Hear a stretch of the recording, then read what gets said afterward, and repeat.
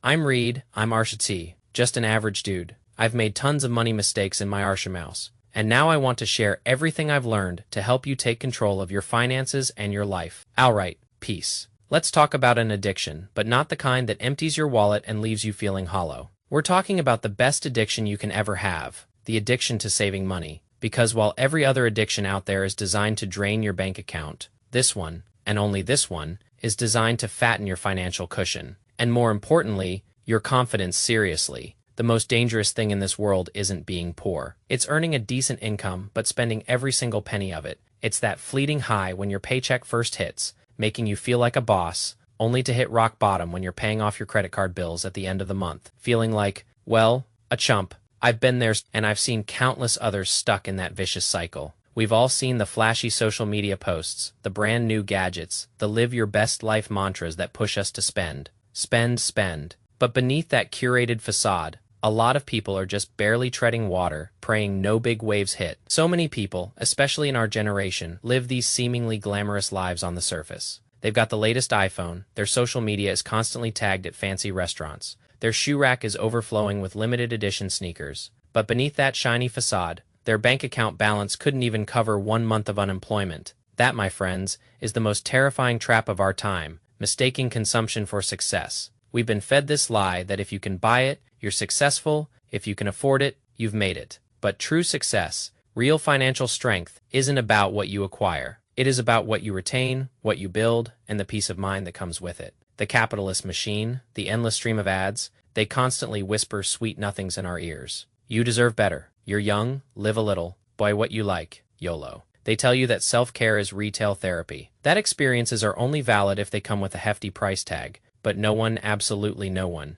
tells you the brutal truth when you have no savings. Your life can't withstand even the slightest storm. A flat tire becomes a crisis, a minor medical bill turns into a financial disaster, and a job loss feels like the end of the world. Your freedom to buy whatever you want is actually a cage, trapping you in a cycle of constant anxiety and vulnerability. The biggest breakdowns adults face are rarely about suddenly losing all their money. It is about when your parents get sick, and you're helpless because you can't afford their treatment. It is about that gut-wrenching feeling when you desperately want to help, but your hands are tied by an empty bank account. It is when your job becomes unbearable, oppressive, soul-crushing, but you can't quit because you have no financial runway, no backup plan, no money to say no. It is when a relationship turns toxic, abusive, soul-destroying, but you're too scared to leave because you literally have nowhere to go, no financial safety net to catch you. It is because your pockets are empty, and that empty feeling extends to your options, your confidence, your self-worth. And that feeling, that absolute lack of financial cushioning,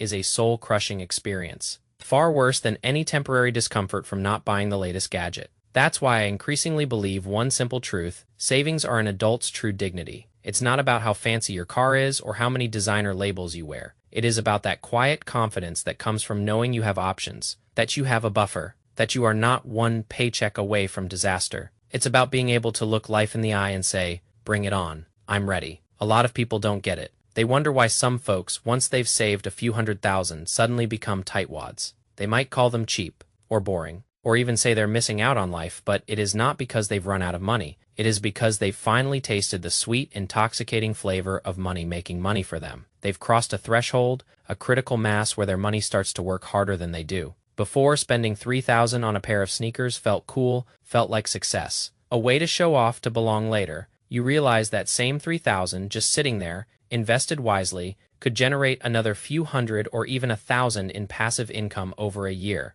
That is money working for you, freeing up your time, buying your future. It is an epiphany, a fundamental shift in perspective. Before, discounts were for poor people, something to be ashamed of. Later, you realize that people who understand how to calculate value, how to spot a deal, how to make their money go further, are the truly smart ones. The ones who are quietly building real wealth. Before, eating out at restaurants every night was an indulgence, a treat, a symbol of a good life. Later, you realize cooking a delicious, healthy meal at home is not only more comforting and satisfying, more personal, but also saves you a significant amount of money that can then be put to work, making more money for you. Once a person starts to become obsessed with watching their savings grow, their desire to consume drops off a cliff. It is not a forced deprivation. It is a natural evolution because you finally discover that brief, fleeting satisfaction from buying something cannot compare to the profound, long-term security and peace of mind that a growing bank balance brings. That new car smell, that dopamine hit from a new purchase, it fades so quickly. But the feeling of knowing you're financially secure,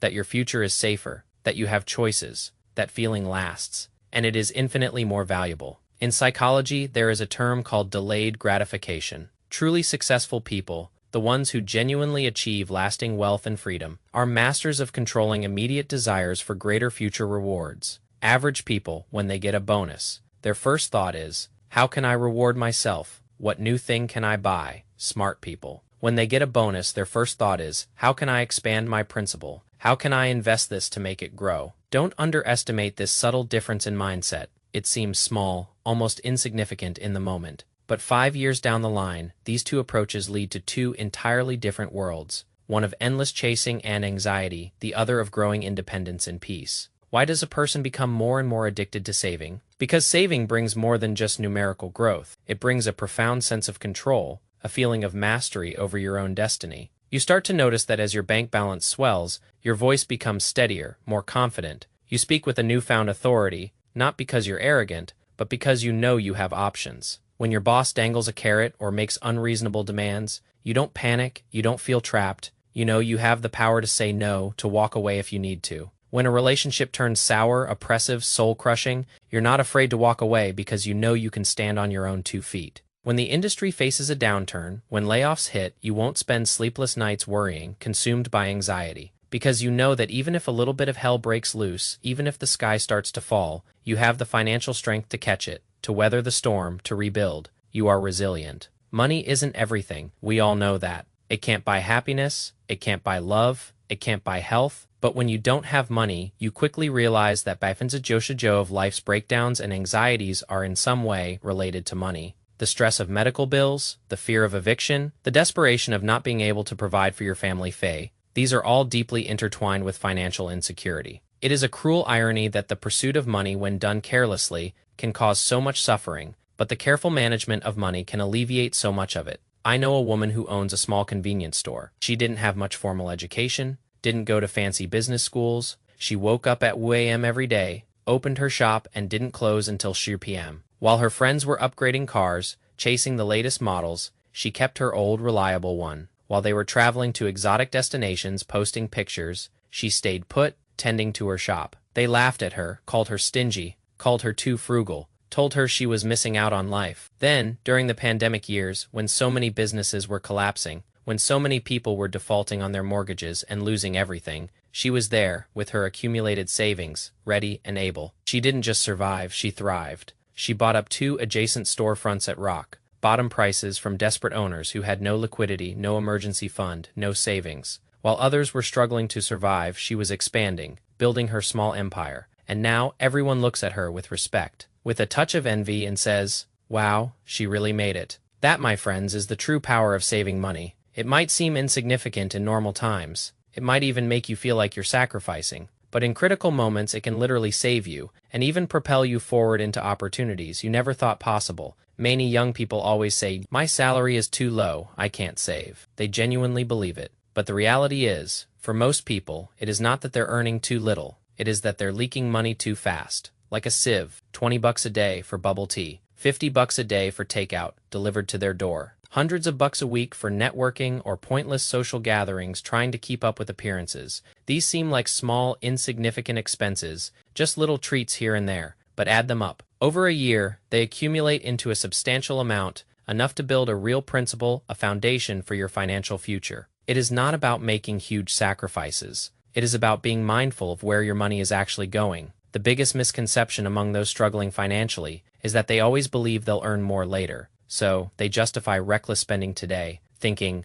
I'll make it up when I get that promotion, when I land that big client. When my side hustle takes off, they spend wildly today, thinking it is a temporary splurge. But reality often bites hard. Money becomes harder and harder to earn. The competition grows fiercer. Opportunities become scarcer. While desires become more and more expensive, the goalposts constantly shifting. That is why truly smart people understand one fundamental truth early on. Save first, then live. Prioritize building your financial foundation because your principal, your accumulated savings, is the biggest trump card for ordinary people. The ultimate leverage, Without principle, you can only survive by selling your time, trading your precious hours for a paycheck. But with principle, you gain the privilege of letting your money work for you, freeing up your time and energy, giving you the ultimate luxury. Choice Warren Buffett was incredibly frugal when he was young, long before he became a billionaire. People asked him, "You're so rich, why are you still so restrained? Why don't you indulge a little?" He famously said something incredibly sharp, a line that should be etched into everyone's mind.